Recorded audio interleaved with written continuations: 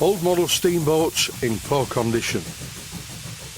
The steam engine in this boat is very well made and runs well. The same can't be said for some of the other components. The boiler is not looking very good at all. It is full of water which has been there for a long time, and the boiler fittings are badly corroded. The boiler bushes and copper parts look good though.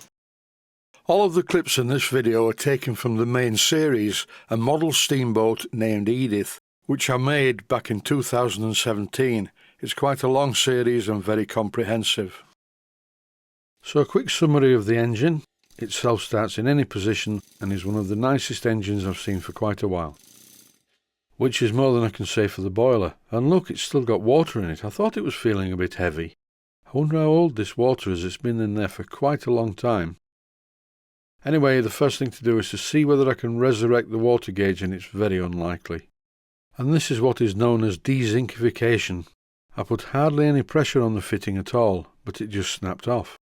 And the top one's the same, although it's broken off in a different place. The brass has got really brittle. The best material for fittings has always been phosphor bronze, but most of the time the brass. And to be fair, I'm not being too scathing.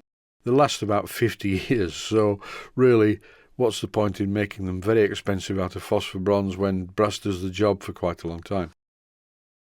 I'll just take the rest of this out, just because I want to see what it's like. The pressure gauge checks out perfectly. It's a Bassett-Loke pressure gauge. Bassett-Loke made really good quality equipment in the day, and this pressure gauge is perfectly fine to be used on another boiler.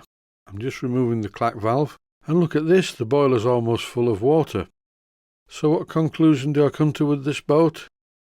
It's old. It's not quite as neat as the first one I worked on, but in my opinion the model really captures the essence of an old steam-powered fishing boat. So what about the complexity of the rebuild? The boat is very old and it has some structural issues, which all can be put right by using modern materials. The ballasting of this boat is a problem. There's an enormous amount of ballast inside it, and this puts a lot of strain on the hull. What I propose is to create a water tank in the entire bow area of the boat, and that would be the ballast. And then the water can be pumped via the engine's water pump into the boiler, and this would allow for much longer sailing times on the water. The boiler. This is the original boiler, and it's very well made, but it's very old. In this clip I'm removing the brass bands that hold the cladding in place so I can have a look at the body of the boiler to see how it's put together. The boiler fittings had corroded away to next to nothing, but at least there were in phosphor bronze bushes in the boiler, and it was only the old brass fittings that were brittle. The phosphor bronze bushes are fine. As this boiler is inside a hull, it's not like an open steam launch, so you can't really see it. I don't think I'm going to bother replacing the wooden cladding, because it really doesn't do much in the way of insulation. It's really decorative. And this particular cladding is fairly badly burnt in places, and it's not nice at all. I'm going to put it all in the bin, and here it goes. With the cladding removed, I can now see what I've got to play with, and the copper side of things looks okay. It's quite well put together. And what I'm doing at the moment is drilling out the remains of the old water fittings. The remains of the brass fittings were very brittle and drilled out quite easily. The original water gauge fittings were on a 3/16 by 40 thread, which is quite small, and the bushes are more than big enough for me to enlarge these. So at the moment I'm using a 7/32 of an inch diameter drill to enlarge the bushes so that I can tap them 1/4 by 40 threads per inch. In the video it looks like I'm drilling them at an angle, but I'm not. It's just the way the camera takes the picture. I'm actually being very careful to make sure that the threads are perfectly square to the boiler backplate, because if they're not, when I fit the new water gauge it's not going to line up, and that is a major problem that I can do without to start with. In any case, I'm not going to fit the steam fittings for some time yet. The first thing I have to do is make sure this boiler is serviceable by giving it a hydraulic test, and for that I need to plug up all of the holes bar one, and that's the one I connect the pump to, so that I can pump up the boiler to twice working pressure. Some people could be asking, well, why don't I just put my air compressor into the boiler and pump it up with that?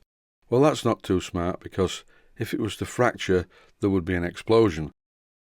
By completely filling the boiler with water and then using a hydraulic pump to pump some more water in, The worst case scenario, if the boiler was to rupture, is that I would get a bit of a shower bath and get wet, because water is not compressible. Compressed air and steam are very compressible and would explode as they expand if the boiler was to rupture. This bush is threaded 1/4 by 32 threads per inch, just like the other one. I'm just cleaning it out with the tap. At the other end of the boiler, the front part of the boiler, is another bush, and I'm threading this to take a clack valve. It's all very much up in the air at the moment. If this boiler passes the hydraulic test, it will be good. If it doesn't, I'll have a new boiler made for this boat. Physically though, this copper boiler does look good, so pending the outcome of the hydraulic test, I will probably use it in the boat. As I mentioned at the beginning, there are a lot more details in the main series called A Model Steamboat Named Edith. Stay safe, stay healthy, thanks for watching, and I hope you found it useful.